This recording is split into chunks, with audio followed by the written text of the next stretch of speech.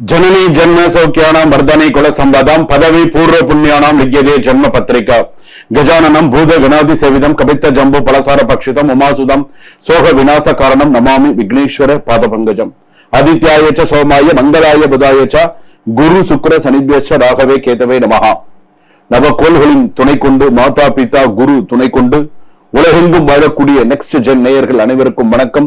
நான் மக்கள் ஜோதிடர் டாக்டர் வி ராஜ்குமார் சிவாச்சாரியார் பேசுகிறேன். எல்லாரும் எப்படி இருக்கீங்க? நலமா இருப்பீங்க நம்புறேன். வாரம் ராசி பலன்கள் நமது சேனல்ல பார்த்துட்டு இருக்கீங்க, ரொம்ப சந்தோஷம். இன்றைய தினம் அதே போல இந்த வார ராசி பலன்ல கிரகங்களுடைய சூழ்நிலைப்படி நமக்கு எப்படி இருக்கு, இனிமேல் நமக்கு எப்படி இருக்கும், என்னென்ன சூழ்நிலைகள் நமக்கு இருக்கு அப்படிங்கிறது எல்லாமே நம்ம தெரிஞ்சுக்க போறோம். ஏன் இந்த வாரம் இந்த ராசி பலன்கள் சொல்லணும்னா, இந்த கிரக நிலைப்படி நமக்கு ஏற்றம் இறக்கம் இருக்கும், அப்டவுன்ஸ் இருக்கும். இந்த வாரம் நடக்கும்னு இருக்கும், சில நேரத்துல நடக்காது, சில நேரத்துல பாத்தீங்கன்னா திடீர்னு நமக்கு ஏதாவது ஒரு வாய்ப்பு வரும், அது தட்டி போகும். சில நேரத்துல ஏதாவது ஒரு சில விஷயங்கள் நல்ல விஷயங்கள் தேடி வரும், அது அப்படியே நடந்துரும். நம்ம எதிர்பார்க்காத விஷயம் ஏதாவது ஒண்ணு நடந்துரும். இது ஆணுக்கும் பொருந்தும் பெண்ணுக்கும் பொருந்தும். அப்போ மேஷ ராசியிலிருந்து மீன ராசி வரையில பரியந்தம் எப்படி இருக்கு, நமக்கு நல்லா இருக்கா, நம்ம இந்த வாரத்துக்கு சுவாமி என்ன சொல்லியிருக்காங்க, சோ எதுல பிளஸ் எதுல மைனஸ், என்ன பண்ணணும் என்ன பண்ணக்கூடாது, அது வேலை விஷயமா இருந்தாலும் சரி, தொழில் விஷயமாக இருந்தாலும் சரி, எந்த ஒரு குடும்ப விஷயமாக இருந்தாலும் சரி, எதை சொல்லணும் எதை சொல்லக்கூடாது, எதை பண்ணணும் எதை பண்ணக்கூடாது, கரெக்டா தெளிவா இருக்கணும். இன்னைக்கு அப்படியெல்லாம் இருந்தாதான் சிறப்பு, அப்படி இல்லைன்னா சிறப்பு கிடையாது. சோ சில விஷயங்கள்லாம் நீங்க பாருங்க, எப்படி செய்யணும் எப்படி இருக்கணும் அப்படிங்கறத சில விஷயங்கள் நீங்க பாருங்க, பார்த்துட்டு ஒரு விஷயம் நீங்க பண்ணுங்க. அப்பதான் அதுக்காக தான் இந்த ராசி பலன்கள்லாம் சொல்றது. சில பேருக்கு சுவாமி நீங்க சொல்றது அப்படியே எங்களுக்கு பழிக்கிறது, நீங்க சொல்றது உங்களுக்கு ஏதாவது டவுட் இருந்தா இமீடியட்டா கீழே டிஸ்கிரிப்ஷன்ல நம்பர் இருக்கு, இமீடியட்டா கால் புக் பண்ணி உடனே ஒரு சுவாமி கிட்ட நான் பேசணும் அப்படின்னு சொல்லி உடனே நீங்க என்கிட்ட ஒரு அப்பாயின்மெண்ட் பிக்ஸ் பண்ணி நீங்க பேசுங்க. அப்பதான் உங்களுக்கு சில விஷயங்கள் உடனே தெரிய வரும். சரிங்களா? எதை பத்தியும் கவலைப்படாதீங்க, நான் உங்களோட இருக்கேன். அதனாலதான் இன்னைக்கும் பலதரப்பட்ட மக்கள்ங்கிற சொல்றதுனாலதான் மக்கள் ஜோதிடர் அப்படின்னு சொல்றாங்க. அதனால நான் உங்க கூட இருக்கேன். நல்லதோ கெட்டதோ எந்த ஒரு விஷயமா இருந்தாலும் நான் உங்களுக்கு ஒரு வழி காட்டுறேன். அந்த வழியானது தெய்வம், அதாவது இது இப்படி பண்ணுங்க, இது செய்தால் உங்களுக்கு சிறப்பு அப்படிங்கிறது ஒரு வழிகாட்டுதல் தான் நான். ஆனா அந்த இறைவனுடைய ஆசீர்வாதத்தோட நீங்க மேல மேல மேல இன்னும் நீங்க சிறப்பா இருக்கணும், நல்லா இருக்கணும், நீங்க நினைச்சது குறையில்லாம நல்லபடியா இருக்கணும். வாங்க இந்த வார ராசி பலன் பார்ப்போம். 12 ராசிக்கு எப்படி இருக்குன்னு பார்ப்போம். கடைசி வரைக்கும் ஸ்கிப் பண்ணாம பாருங்க, அப்பதான் நடுவுல நான் என்ன சொல்லியிருக்கேன் அப்படிங்கிறதும் தெரிய வரும். கன்னியா ராசி நேயர்களை, கணக்கு பார்த்து நடப்பவர்கள் நீங்கள், இந்த வாரம் ஒரு கணக்கு தவறும். கணக்கு பார்த்து பண்ணிட்டு இருக்கீங்க, ஆனா இந்த வாரம் ஒரு கணக்கு தவறுறது அப்படின்னு சொல்றது அது ஒரு பெரிய விஷயமா மாறும். சோ கொஞ்சம் பார்த்து எப்ப என்ன செய்யணுங்கிறது கொஞ்சம் இந்த வாரத்துக்கு கொஞ்சம் பார்த்து பண்ணுங்க.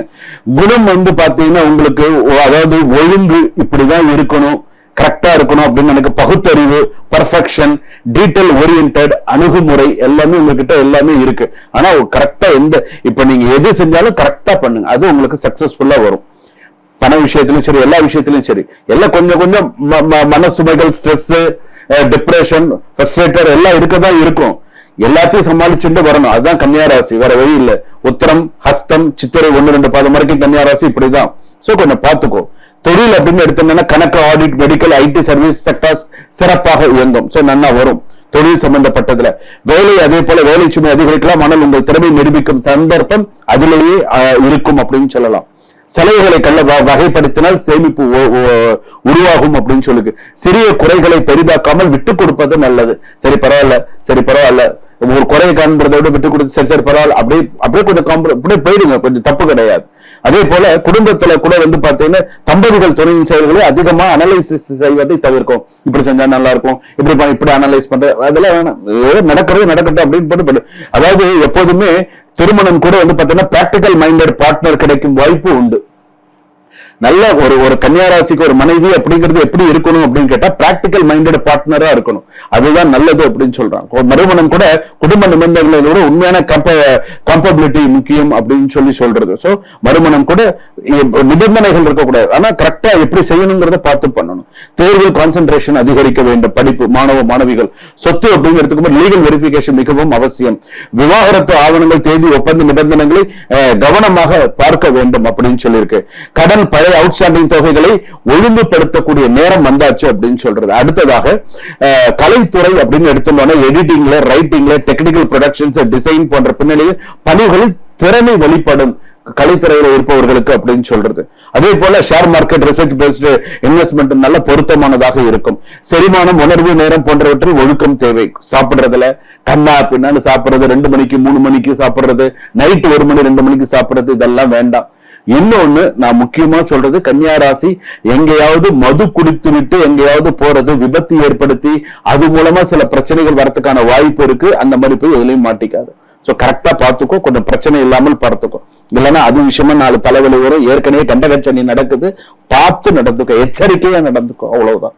அலட்சியமான ஆவணப்படை அல்லது கணக்கு தவறான சிக்கலை உருவாக்குறதுபடி இருமுறை சரி பார்த்து எதுவா இருந்தாலும் பண்ணு.